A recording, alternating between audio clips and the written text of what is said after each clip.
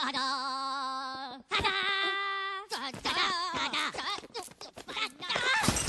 Ta-da! Lamog. Sa kabila ng patuloy na pag-init ng klima dahil sa global warming, mayroong lugar dito sa Pilipinas na bihirang lumagpas sa mahigit sa 26 degrees Celsius ang temperatura kahit nasa pinakamainit na panahon ng taon. Sa katunayan, ilang ulit lang naitala sa lugar na ito ang pinakamalamig na temperatura sa kasaysayan ng bansa. Tinatawag ding City of Pines, City of Mines, City of Flowers, Garden City of the Philippines, Ukay-Ukay Capital of the Philippines at marami pang iba. Samahan niyo ako at akyatin natin ang Baguio City o mas kilala bilang Summer Capital of the Philippines.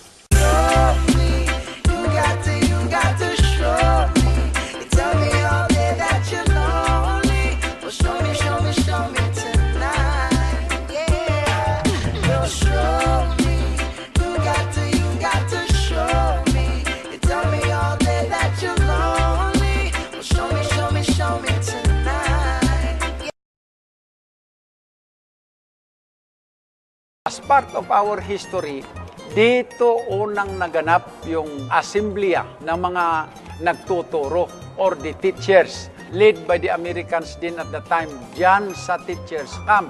At dito nabuo ang mga kauna-unang polisiya at reglamento na hanggang pa ngayon talagang sinusundan din ng Department of Education as far as education is concerned. Ito ngayong dahilan na Teachers Camp had been founded as, of course, the convention center of teachers all over the Philippines to improve their skills in knowledge sa kanilang pagtuturo, which is important sa ating programa sa edukasyon. And then, of course, dito rin na-establish yung only military institution in the entire Asia.